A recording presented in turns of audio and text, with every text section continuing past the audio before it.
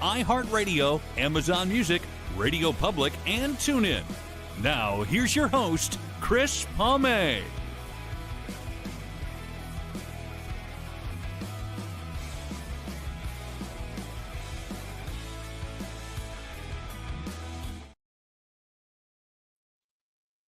Good afternoon, everybody. Welcome to season 12, episode 50, overall 655 of Live with CDP Sports and Entertainment Talk Show, brought to you by our friends at Barry Cullen Chevrolet Dealership, located at 905 Woodlawn Road West in the Guelph Automall. Check out their website, barrycullen.com, for the newest selection of new and pre-owned GM vehicles, along with their great selection of all-electric vehicles as well. You can call the dealership at 519-824-0210. Tom Chris Palme sent you, or you can email them at info@barrycullen.com. Barry Cullen Chevrolet Dealership has been family-run and operated here in the city of Guelph since 1969. And with winter weather in full effect here in southern Ontario, with the snow and the minus 20 temps, Barry Cullen Chevrolet Dealership is your go-to service place for getting new winter tires. Greg, Sarah, and Lisa can service you with new winter tires at a reasonable price. And also, the cold weather here is hard on your battery. With these minus 20, 25 temperatures, go to Barry Cullen Chevrolet right now for a free 12-volt battery test. And if you happen to need a new battery, you can get a $20 rebate as well. More details at barrycullen.com, or pop by the dealership again at 905 Woodlawn Road West in the Guelph Automall. I hope everyone's doing well on this Wednesday, January 28th, 2026. I do apologize. Last night's show was postponed due to some technical glitches with StreamYard, so we'll reschedule that show. But I'm looking forward to this show today. This is a gentleman's fifth appearance on our show. He's a friend of mine, friend of my show's, and he's a good guy, and he's a longtime Detroit media radio personality, now with Woodward Sports, Monday to Friday from 8 a.m. to 10 a.m. with Maz. Sean Baligian, who used to be the voice of the Plymouth Whalers. So we're going to bring on Sean Baligian right now. Good afternoon, Sean. How are you? Always a pleasure to see you, my friend. Thanks for having me. How's the weather in your part of the world in Michigan right now? Yeah, it has been one of the snowiest, coldest ones we've had in years. You know, growing up for me, Chris, I thankfully had a father that would make rinks in the backyard, and, they'd last for a month and a half. And we don't have too many winters like that anymore. But this is one of those winters. If we chose to put a rink in the backyard, it would have lasted a long, long time. Yeah, growing up in the 70s and 80s here in Ontario near Toronto, my dad would put a backyard rink in the backyard because it was cold enough for 3, 4, 5 months. And Toronto the other day got dumped with 2.5 feet of snow as well. Unbelievable. Yeah, it's crazy. I think I told you my grandfather had a place in Stony Point, Ontario, and we used to skate on the canal every single day. It seemed like it lasted for months. And we haven't had too many winters like that. But this winter, the ice is everywhere. It's, when you look at the forecast, that's what happens when you look older. You know what the 10-day forecast is. You know that the cold weather's sticking around. Yeah. Hey, last time I had you on, Sean, I think it was back in August. I guess since then, the Guelph Storm have announced they've going to host a Memorial Cup in 2027, the first time in 25 years, and Guelph's 200th year as a city. So that's pretty amazing. And by the way, the last time they had the Memorial Cup here in 2002, I met Bobby Orr, and I didn't have anything for him to sign for me. So I got him a $5 bill, and he's like, hey, I could go to jail for signing currency. But Bobby Orr, I remember that he was nice enough. He signed a $5 bill for me. Oh, that's so, boy, it doesn't seem like that long ago. I remember that season so well, and congratulations. I know Guelph will do a fantastic job again. And I want to give a shout out to Dylan Baker, Larry Malott, who did the Storm games for 33 years here, and then 50 years in total. He stepped down, he retired. So a 19-year-old kid from London, Dylan Baker, who I think has potential to be the next Vin Scully. This young man is very talented. So he's the new voice of the Guelph Storm after Larry Malott stepped down after 33 years. Yeah, it's such a fun league. I miss it. When Plymouth left, Honestly, part of me left. I had so much fun, doing the play-by-play for a few years on the television games and doing the color with Pete Krupski. It was a blast, and I say it all the time. As much as I love the National Hockey League, the OHL, especially back then, was a really, really special place. And I'm so happy to see Brantford doing well, because they had a team in the 70s and 80s, and then 40 years they didn't have a team. And Zach Hyman and his dad own the Brantford Bulldogs, and that community is now going to build a new arena too. So it's huge business, by the way. The OHL is not like a mom and pop shop anymore. You have to have money behind it to run these franchises too.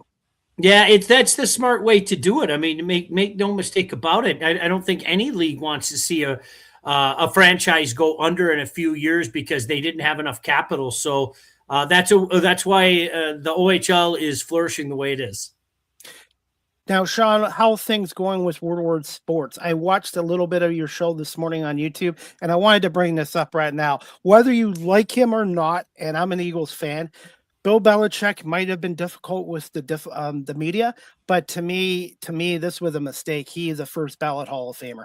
It's a travesty. It makes some people look so petty. I mean, so very petty. It really is. And even if you include a couple of the scandals in your conversation, this is a guy. What was it? 17 divisional titles, the Super Bowls. It doesn't make sense. I honestly, I've always been of the opinion. I think this stuff is just so silly, and you get a bunch of people with agendas. And I mean, to me, Chris, a Hall of Fame should be, if I say the name Wayne Gretzky, right? 100 people out of 100 are going to say Hall of Famer. If I say the name Bill Belichick, 100 people out of 100 people are going to say Hall of Famer. And you got a bunch of people right now that have an axe to grind, that have an agenda, whatever the case may be. And I hope it comes to light because it shows you just what a petty, small person you are. If you feel the need, we'll show him, we'll keep him out the first year. It's so silly. If any coach deserved to be in first ballot, it's Bill Belichick. Now, the NFL Pro Football Hall of Fame, is it the writers that determine who gets in or not, or is it the GMs and the owners of the NFL teams? There's a group of people. I read the group of people online, writers, media personalities, former people. There's a group of people, but it's a group of 50, and you have to receive 40 of the 50 votes to get in. And somehow, I don't know what the exact number turned out to be. I don't know if we'll ever know, but he did not get to 40. So that means at least 11 people said no. And as far as I'm concerned, those are 11 people that should lose a vote for the rest of their days. Absolutely. And then you look at the Baseball Hall of Fame, there's certain guys that should be in the Hall of Fame. And to me, it should be based on what you did in the field as a player or as a coach. It's not whether you're a nice guy or not. Scotty Bowman, he wasn't a nice guy to his players, but you know what? He won 9 Stanley Cups and the winningest coach in NHL history. Can you imagine him having that where he wasn't a first ballot Hall of Famer? 100%. And I think the flip side to that, Chris, I've always been of the opinion, I wish we could turn back time, but the genie's out of the bottle. To me, I think when you see some of the names in some of these Hall of Fames, a lot of times you're talking about good and really good players. I think it should be a no-brainer. I think a Hall of Fame is something that, like I said, you say a name, Mario Lemieux. Okay, who on the earth is going to say Mario Lemieux isn't a Hall of Famer? You know what I mean? So It should be a scenario like that. And that's why we run into problems. You and I were talking off the air. Sweet Lou Whitaker, really good player. There's no doubt about that. If you asked me, do I think that Lou Whitaker is a quote unquote Hall of Famer? I would say no. But because there are guys with very comparable numbers in there and numbers that Lou Whitaker is better at, then I say yes under your interpretation. But for me, I've always felt like it should be the creme de la creme. Like there, no doubt, no brainers. And, that means maybe one year nobody gets in. Hey, we don't have a great class here, so nobody's going to get in this year. But since the genie's already out of the bottle and, we do accept a lot of really good players, I think you have to be fair. And I think you have to look at numbers and comparatively speaking. If this guy's in, well, shouldn't Alan Trammell be in? And they righted it wrong. And I would say the same thing about Lou Whitaker. It just seems like it's an old boys club, and it's really inconsistent, all these Hall of Fames. Agreed. It's frustrating, and personal agendas and axe grinding. I don't get it. Drop the pettiness for just a second, and try to drop your bias and look at it as objectively as you can. Well, Sean, I'm glad the Illich family finally did the right thing, retiring number 91 for Sergei Fedorov. Whether he left on bad terms or not, he was a Hall of Fame player, and this should have been done years ago. But the Red Wings organization finally made things right. Yeah, it was long overdue. I think everybody knew that, and it's interesting, Chris. Greg Brady and I, the night that he left, it was June 30th going into July 1, and we had his agent, Pat Brisson, on. And I kid you not, we had him on at the stroke of midnight. And honest to goodness, you could hear in his voice that he knew that Sergei was going elsewhere. He didn't announce it on the show. They made the signing the next day and everything, but you could hear in his voice that it was just time to go someplace else. And, you've heard so many different reasons. I tend to agree with the longtime writer Keith Gave. I think that there were some people in Sergei's inner circle that thought, Sergei, you did as much as you can in Detroit. You've lived in Steve Yzerman's shadow for so long. Maybe it's time to go and make your own path, et cetera, et cetera. But as Sergei said at that incredible, it really was, the Illich family did a great job marketing that and promoting that, and then following through with that. It was a great ceremony. As Sergei said at the ceremony, yeah, you know what? You can look back with the benefit of hindsight and say, yeah, I probably should have stayed with the Red Wings.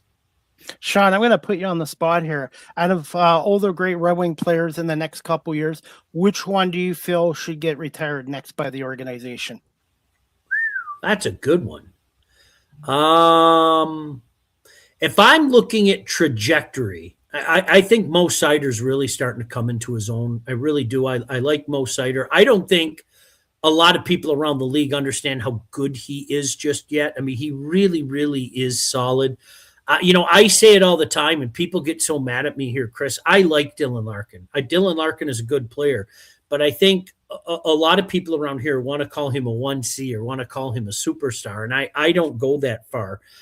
Lucas Raymond kind of has me feeling that same way. A couple of years ago, I thought their trajectory was, oh my goodness, the sky's the limit. And he's a really good player, but I think Mo Seider has the potential to be, obviously we're talking about young players, and this is still a young player, but I think that he has the potential to perhaps be the best of the bunch of the young wings. Sean, what's the mood right now in the city of Detroit? Obviously, with the Lions missing the playoffs, which was a disappointment, but the Red Wings are playing really well right now. They're in a playoff spot. And then the Pistons. We all knew the Pistons were going to be a good team this year, but did anybody think they were going to be 34-11 to start the season? It really is remarkable. And I'll start there. I think a lot of people, I'm not being funny, I think a lot of people are sitting in the spot right now and saying this is a team that can win the East. And I'm not over exaggerating that. I really think a lot of people are hey, let's skip 2 levels. Chris, you got to remember, this is a franchise that hasn't won an NBA playoff series in 18 years. All right. So I think a lot of people think it's supposed to be linear. Well, you have to take the first step, then you're supposed to take the next step, then you're supposed to take. Sports don't always work that way. I'm not saying that they're going to go threaten for the NBA title. I mean, Oklahoma City just looks like a juggernaut, right? But when I look at the Eastern Conference and I see the Boston Celtics and I see the New York Knicks, I see 2 teams that I firmly believe the Pistons could beat in a best of 7 series. And right now, the biggest thing with the Pistons is they're getting contributions from everywhere. Everybody wants to talk about Cade, and rightfully so. He's really taken a step into that higher echelon in the National Basketball Association. But, I think if you watch them each and every night, they got that cool thing going on where 5, 6, 7 guys score in double digits and step up when they need to be. So I think the expectations are that high with the Pistons. I think people are kind of holding their breath with the Red Wings. I got to be honest with you. We've seen this before, even a year ago, while not this high, mind you, but they looked like a team that surely were going to make the playoffs. And the strength of schedule got them the rest away. I'll remind people their strength of schedule is brutal moving forward. It's the highest in the league. And my big question is, how long can John Gibson stay on this heater? Who saw this coming? This guy has been on a heater, no doubt about that. So I think people are taking more of the wait and see approach with the Red Wings, where with the Pistons, I think people are allowing themselves, to have those quote unquote big expectations. Now, as for the Red Wings right now, obviously they're second in the Atlantic, second in the East.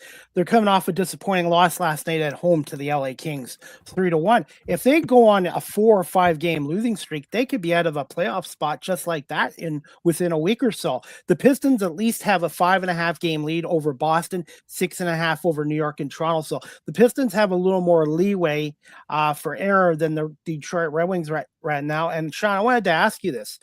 Do you feel this team presently constructed is good enough to get into the playoffs, or do you feel Steve Yzerman needs to be a buyer at the trade deadline?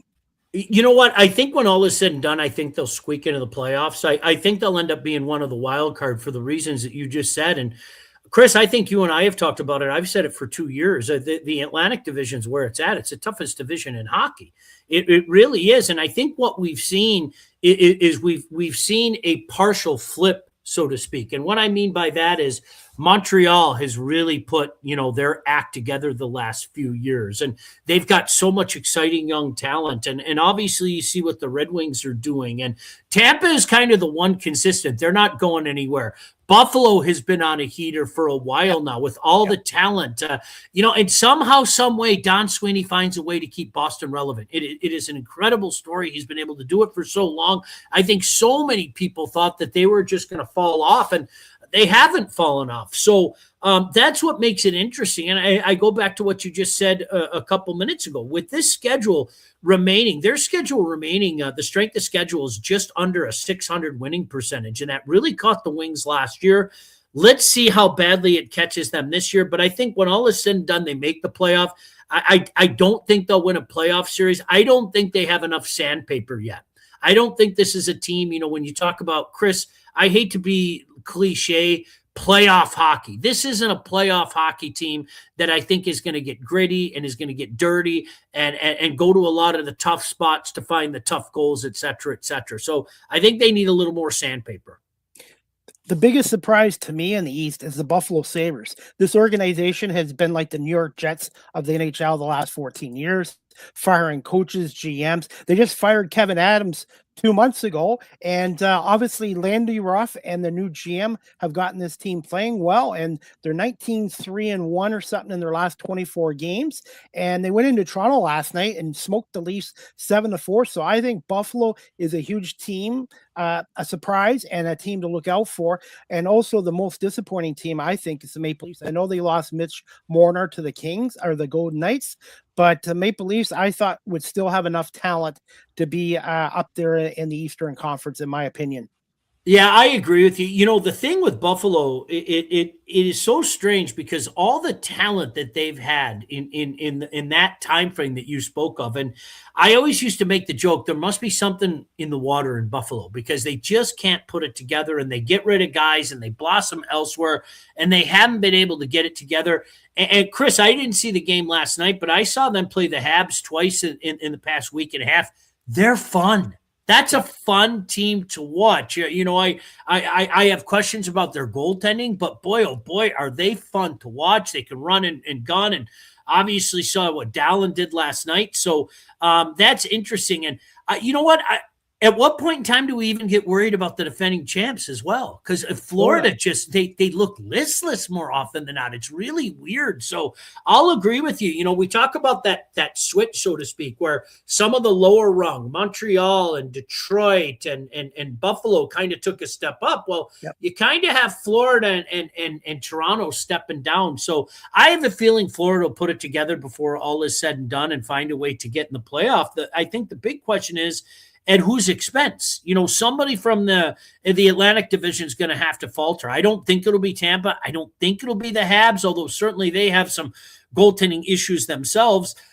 Maybe the Red Wings, maybe the Sabres. I don't know. It's going to be really interesting. And by the way, as I said, Sweeney's Bruins just don't go anywhere. They just kind of hang around. It's amazing.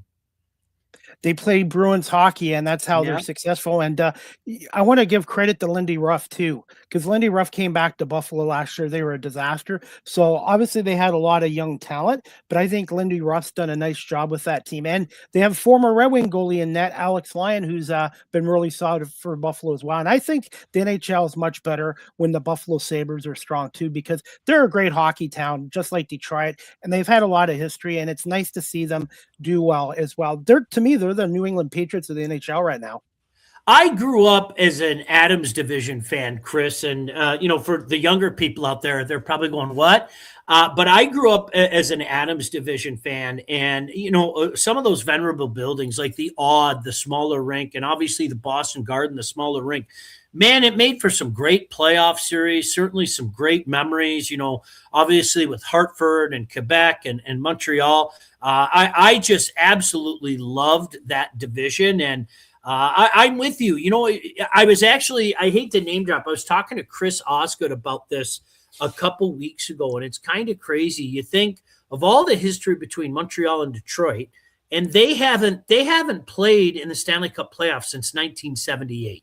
It's Correct. Crazy when you think about it, right? Yeah, it's crazy. And the Red Wings haven't played the Leafs in the playoffs since 1993. It's incredible. What a great series that was, that 7-game series. But that's the thing I'd love to see, some of those series rekindle. I mean, Habs and Bruins, it seemed like they played every year for us growing up, and they were always epic series. And they haven't played in almost 12 years now. It's embarrassing. So we'll see how it plays itself out. I'd be nice to see a Sabres and Red Wings play in the playoffs too. Oh, no doubt. Yeah, I like that Sabre team. I think they're fun to watch. Like I said, I've got some misgivings about their goaltending as a whole. I really do, but I think there are a lot of teams that could say that. Like I said with Montreal, I mean, why they consistent. I mean, we know why they consistently go with Samuel Montembeault. I call him Montembeault as opposed to Montembeault. We know why. They're giving the French Canadian guy a shot, and I get that. That's part of the thing. But you have two different goaltenders that have been playing better than him. And they sent Fowler down to Laval, and to me, I think you're going to have to make that decision very, very quickly. That this is a guy that isn't putting it together. Sean, what are your thoughts on the NHL going back to the Olympics this year, and how much of an impact can that 3-week shutdown have on teams like Detroit and Buffalo and even Montreal with momentum and closing up for 3 weeks? I love it. Absolutely love it. I think it's a crying shame that you have such a great generation of hockey players that their first taste of international play, at this level was last year. It's unforgivable to me. It really is. So I love that they're going back to the Olympics, but you're absolutely right. I think you saw it affect last year after Four Nations. I think you saw it really affect the Red Wings because Lucas Raymond came back and he didn't seem to be the same player, and Dylan Larkin didn't seem to be the same player either. So you have to worry about that, no doubt about it. Now, I know this is different because, you're not losing a bunch of guys, so to speak, but no question about it. That's a lot of hockey. And, some of the younger teams, you want to keep going on the path. Chris Chelios always told me, I used to ask him about the whole rest versus rush thing, and he'd always say it depends on the team. If it's a young team, you might want to just keep going. You don't like the rest. He goes, if it's a veteran team, yeah, you need to get that rest and get some R&R and get ready for the next battle and everything. So I think for the younger teams, I would subscribe to Chelly's theory on that. For the younger teams, I think you'd want to keep her going.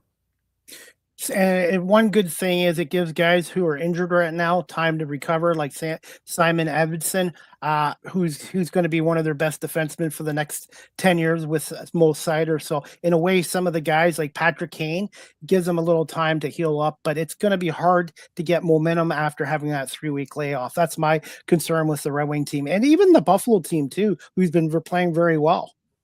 I agree. I think that's huge. You're feeling good about yourselves. The league is ebbs and flows, though. It really is. As you said, you lose a couple games in a row. I know the Habs did that a few days ago. They lost a couple games in a row, and all of a sudden they went from here to there. Yep. And they were one of the wild card teams. But big one for them last night in overtime against Vegas. But no, I think the young teams, I think they probably want to keep her going. Do you think the Toronto Maple Leafs could be sellers? I don't know why you would buy. I might be agitated if I was a Leaf fan, if I would buy. Honestly, I think, what else do you need to see in my mind, Chris? I'm not being funny. What else do you need to see that this core four era, and I know Marner's gone, but what else do you need to see that isn't working? I mean, really, what else do you need to see at this point in time? And I'm not saying sell everybody or anything like that, but it might be time to say, well, we're going to keep this part and we're going to keep that part, and then we're going to go in a different direction over here. So, I look, they aren't a threat at all. I think everybody in Toronto would probably agree with that. Is it possible they sneak in a playoff? I guess, but I think you're setting yourself up for another spring of failure, even if you do that. How much has the Red Wings success and the Pistons success kind of taken the sting out of the Detroit Lions missing the playoffs this year? I would say some, but not as much as maybe people would think. Chris, you know this. The Lions are the top dog in this town. Make no mistake about it. Yeah. This is a football town. Lions first and everything. I think everybody, as the season went on, Chris, we all had our moments where you just kind of said, all right, it's not going to happen this year. Now, I don't mean missing the playoffs. Where the goal of the last couple of years is we want to be the Philadelphia Eagles. We want to be Howie Roseman. We want to get to a Super Bowl and win a Super Bowl. For me, it was Thanksgiving.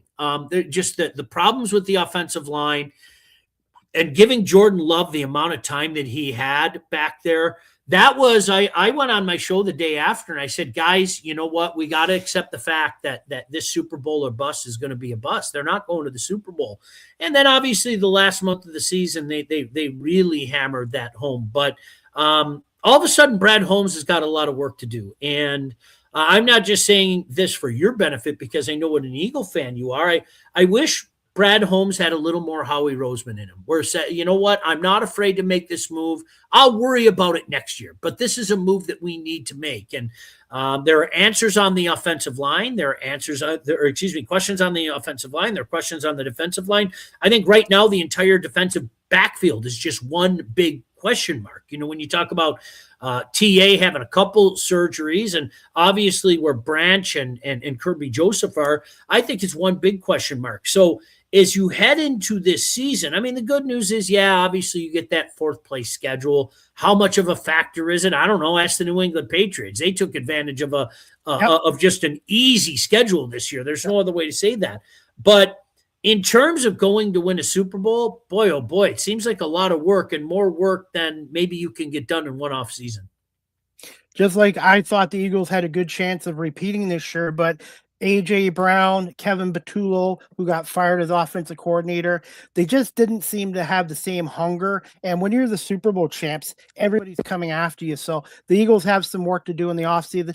They need to hire an OC, and the Lions did get one, Mike Coffer. What's your thoughts on him? Is he going to be a good fit for this Lions team? And is Dan Campbell also on a hot seat if this team does not at least get to the NFC Championship game next year, in your opinion? I think we were all a little surprised because, you go and get Drew Petzing, right, formerly of the Cardinals, and then you bring in a special offensive assistant in Mike Kafka. And I think we said, well, what's a special offensive assistant? So we're still trying to figure out how that dynamic works.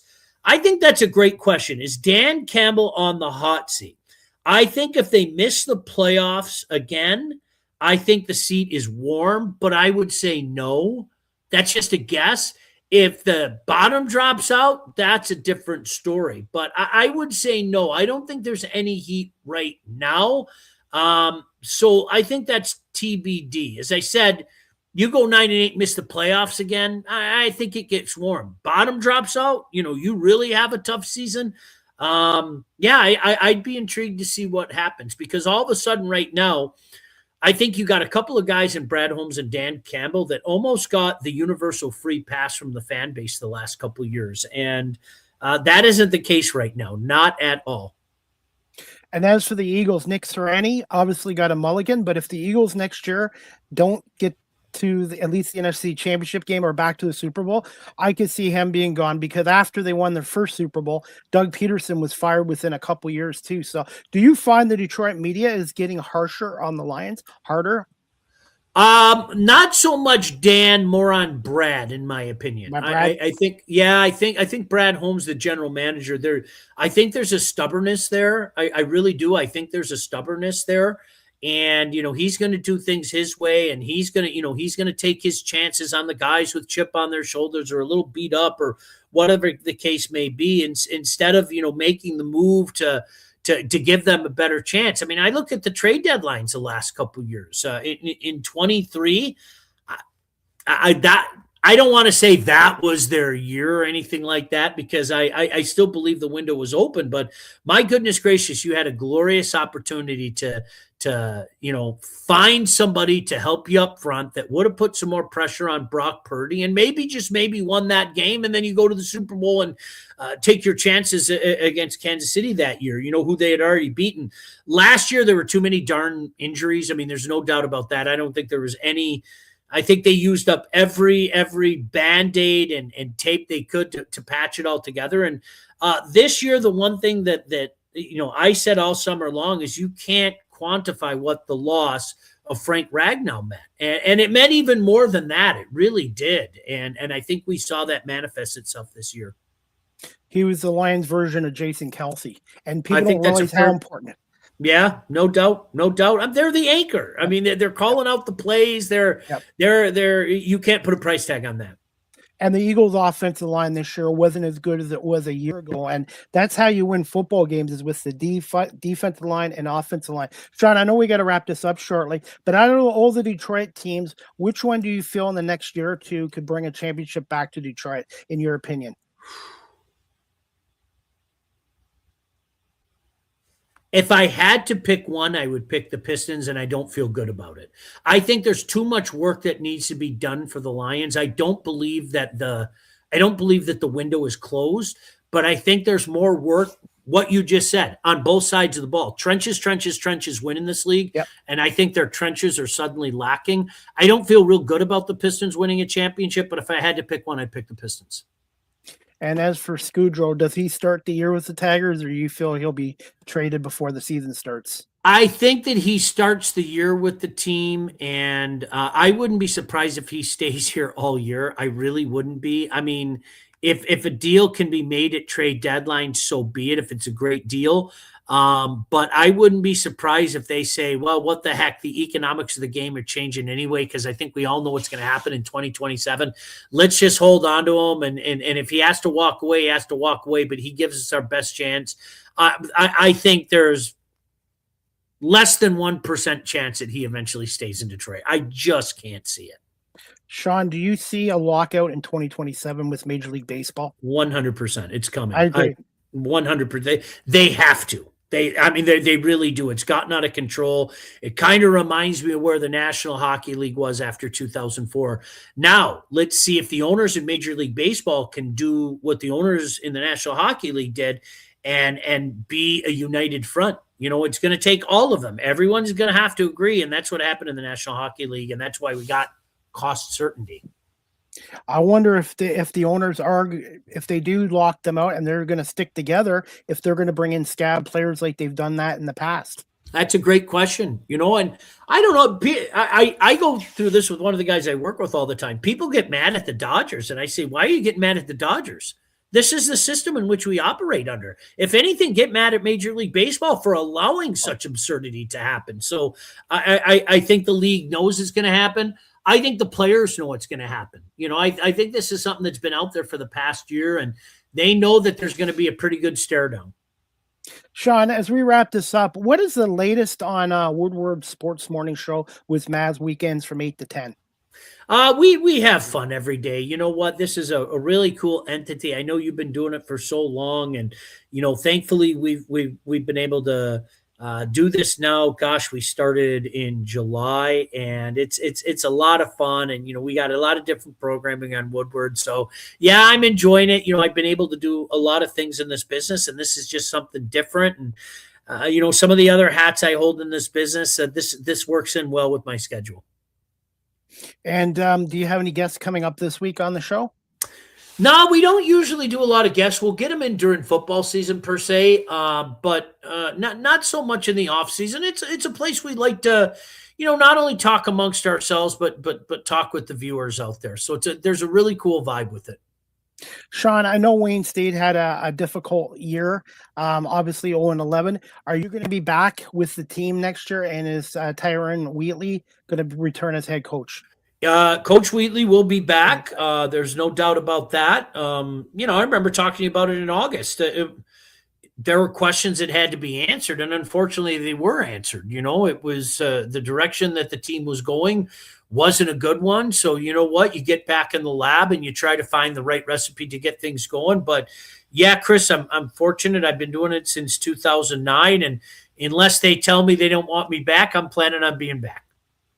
As a broadcaster, and obviously you want to see the school do well, how difficult is it as a play-by-play announcer calling a season where it's just not a good season? It's just nothing's going right.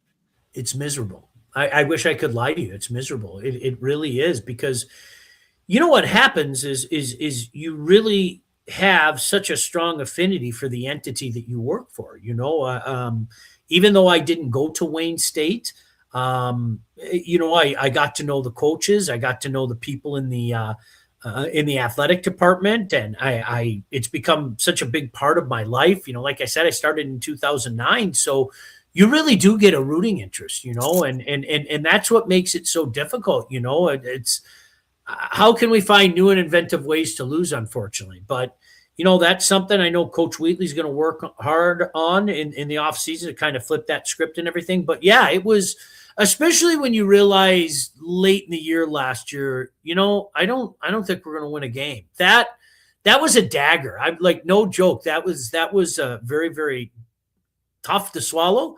But you know what? Every new season brings new hopes. And look at Dan Miller. He called the Lions in 08 as well. So yeah. You both have something in common. And the Lions turned it around. And obviously, I think Wayne State can turn it around as well. I hope so. So much fun. We had a chance to go to the championship game back in 2011. Obviously fell short, but to go and win all those games at playoff time, especially all those games on the road, it's something I'll never forget. Sean, as we wrap this up, just quick thoughts on Super Bowl 60, matchup between Seattle and New England. Everything points to Seattle in my mind. Everything points to Seattle, which means, of course, New England's going to play it tough. I think we can talk about their schedule all we want and the easy path that they had. But at some point in time, especially when you got a bunch of young guys and a really good coach, these guys start to believe in themselves. And they have that feeling, okay, we're going to find a way. We're going to find a way.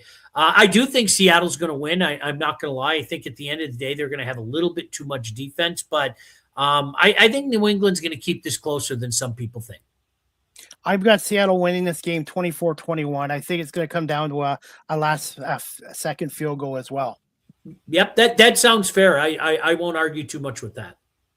I do have some good news to share with you. I did get a Super Bowl 60 media pass, but the timing of it wasn't right for me. So I'm hopefully I will get another opportunity again in the future. But I just love doing what I'm doing, and it's the guests and these professional sports leagues who are giving me opportunities. So I'm very, very appreciative and very fortunate. And I want to say thank you so much, Sean. And a lot of you guys, Dan Miller's come on, Brad Galley, and Detroit's like my second home here. Well, no, you know what, Chris, you're such a nice guy. You know your stuff, and you're always respectful. So don't hesitate to reach out to me. And finally, Sean, this is a new segment I do on my show. Ask the host CDP a question. Do you have a question for me before we wrap this up? Have you been to a Super Bowl yet? No, I have not. Okay.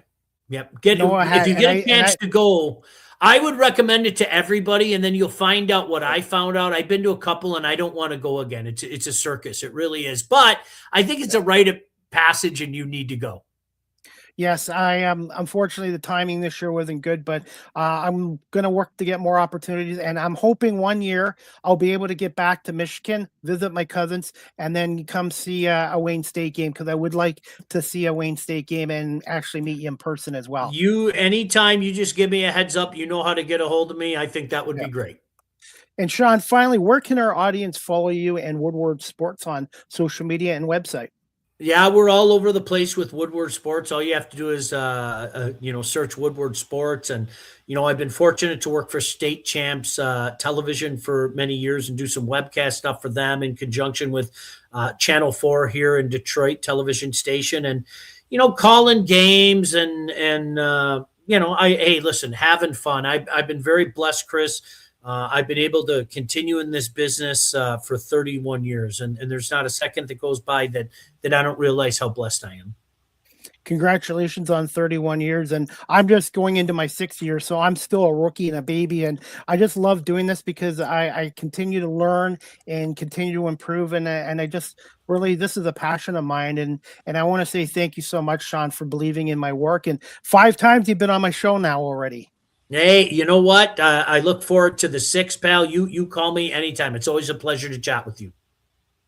Absolutely. And hopefully the Red Wings can get back to winning tomorrow night against the Capitals. And then the Pistons are in Phoenix. And I find both of these teams seem to play down to the opposition. So I'm hoping the Red Wings will get a win and the Pistons will keep winning as well. And baseball will be starting soon too, Sean. So we'll have to get you back on in the summertime and talk some Tigers baseball as well.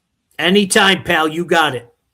Thank you so much, Sean, and we'll continue to watch you on Woodward Sports morning show with Maz from 8 to 10, Monday to Friday. Thank you so much, Sean. Thank you, bud. Okay, talk to you later, Sean. Have a good day. Keep warm. You too. Bye-bye. I will. Bye. All right, everybody, that wraps up Season 12, Episode 50, overall 655 of Live with CDP Sports and Entertainment Talk Show, brought to you by our friends at Barry Cullen Chevrolet Dealership, located at 905 Woodlawn Road West in the Guelph Mall. Check out their website, barrycullen.com. And again, with winter here, the snow, the cold temperatures, if you're looking for winter tires, check out the sales department at Barry Cullen Chevrolet Dealership. Greg, Sarah, and Lisa can get you hooked up with some winter tires at a reasonable price. And also, if you have your battery is getting low due to the cold temperatures, come on into Barry Cullen Chevrolet Dealership right now for a free 12-volt battery charge test. And if you happen to need a new battery, they will throw in a $20 instant rebate as well. More details at barrycullen.com. As we wrap up this show, guys, I'm going to play a little clip from Woodward Sports and a little Red Wings news today. And this is from Woodward Sports YouTube channel. Please subscribe, like, and share.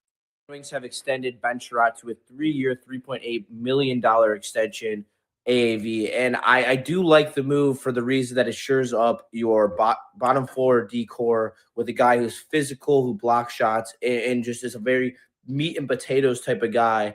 And you needed some of those on your roster. And as this decor progresses, hopefully this is a guy who's sitting and anchoring that bottom pair and giving you some real value down there, especially in a couple of years when this contract is on the cheaper end due to all the cap inflation that's about to happen in the NHL over the next 2 years. I don't love the move, but I get the move. I worry that when he's 37 at the end of his contract in the last year, when the Red Wings are supposedly ready to compete, is this contract still going to look good? Only time will tell. For now, I'm willing to give it a B-. I think it's a solid deal for the Detroit Red Wings getting Ben Sherratt on a 3-year deal. So hopefully this, is the first move of many as we get to February 4th for the roster freeze, and we can make a move to add to this decor and to this forward group.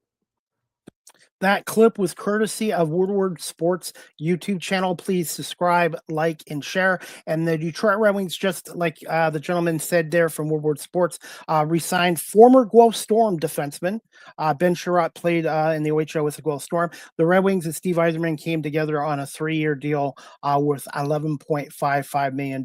And the Red Wings are coming off a disappointing 3-1 loss to the Kings last night at Little Caesars Arena. So the Red Wings are back in action tomorrow night against the Washington Capitals. The Red Wings right now are currently second in the Atlantic with 69 points, second in the Eastern Conference, tied with Carolina with 69 points as well. And the Detroit Pistons, a nice, tough, hard-fought road win last night at the Denver Nuggets, and Jamal Murray, who's a Kitchener, Ontario native. Pistons won 109-107. The Pistons are now 34-11, have a 5.5 game lead over Boston and 6.5 over the Knicks for the top spot in the East. And the Pistons are back in action tomorrow night, 9 o'clock, taking on those Phoenix Suns and Phoenix as well.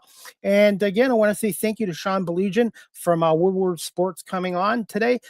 Check out his morning show Monday to Friday from 8 a.m. to 10 a.m. with Maz talking Lions, Red Wings, Pistons, Spartans. So if you're a big sports fan, big Detroit sports fan, check out Woodward Sports Network and Sean Baligian and Maz Monday to Fridays from 8 to 10 a.m. And as we wrap up the show, guys, I have another announcement to make.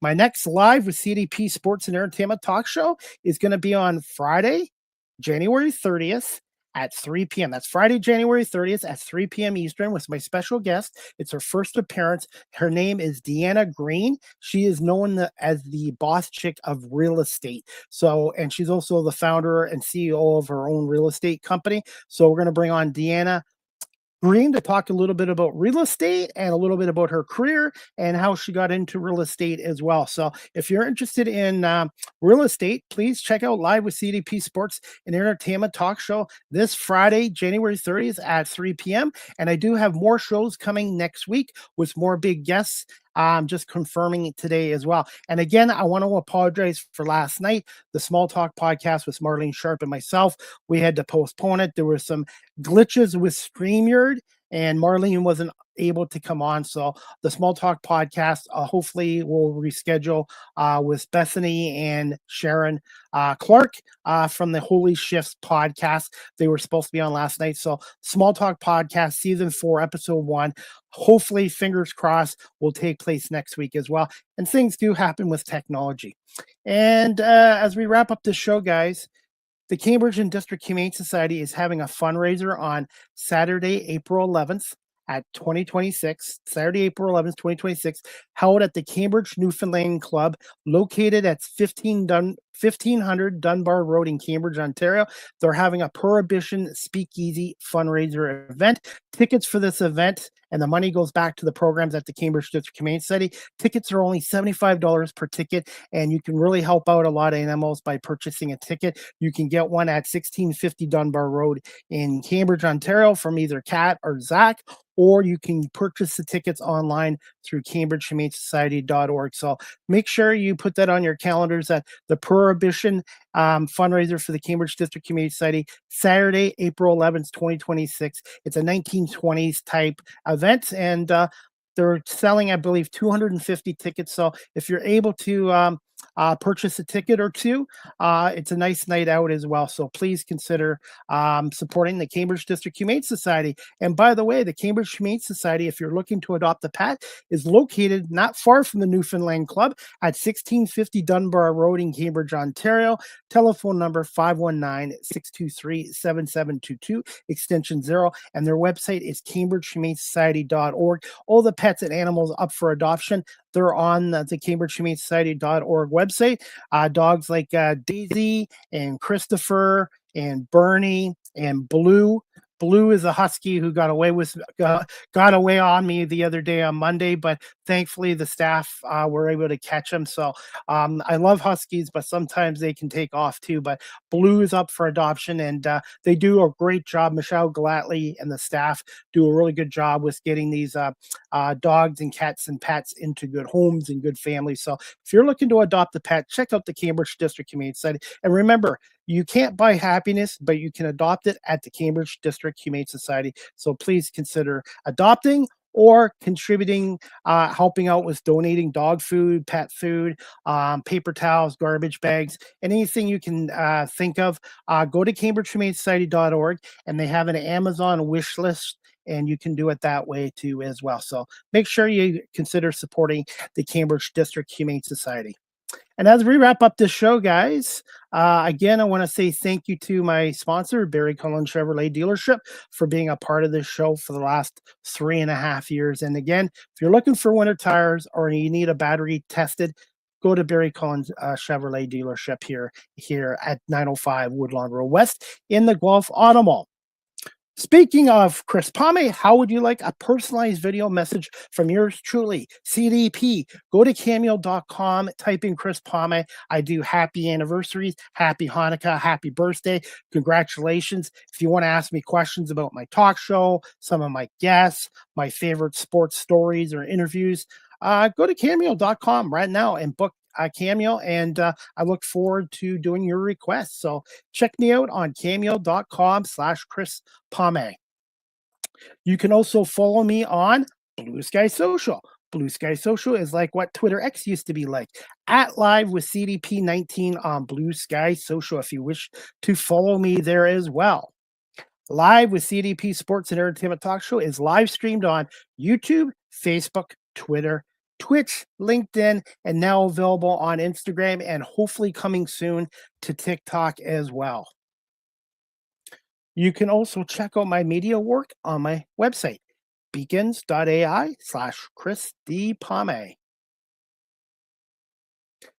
You can also follow me on TikTok. I am a full-time content creator on TikTok at Chris Palme, and I want to say thank you to my almost 1,600 followers, and I do post a lot of content there as well. So, and if you don't have time to watch my whole 1-hour talk shows, I do post reels and clips on my TikTok page of 30 to 45 seconds. So if you don't have the time to watch or listen for an hour, you can still catch some of my snippets on TikTok at Chris Palme.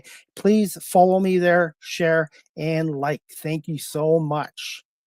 StreamYard is the official live stream provider of Live with CDP Sports and Entertainment Talk Show. If you're into webinars or live streaming or podcasting, check out StreamYard.com. They have basic free plans, paid professional plans like yours truly is on. And if you're a business that does a lot of webinars, go to StreamYard.com and contact your sales department for pricing as well. And yours truly, CDP, has been with StreamYard now for 5 years, and I give them a big thumbs up. So if you are looking to start up a podcast or do some webinars for your business, consider StreamYard.com.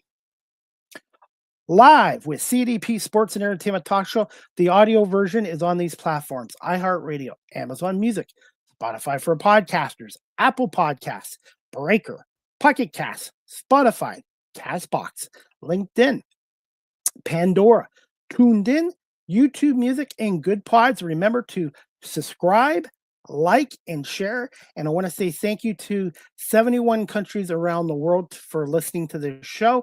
And also, I have reached well over 10,000 downloads and listens on Spotify as well.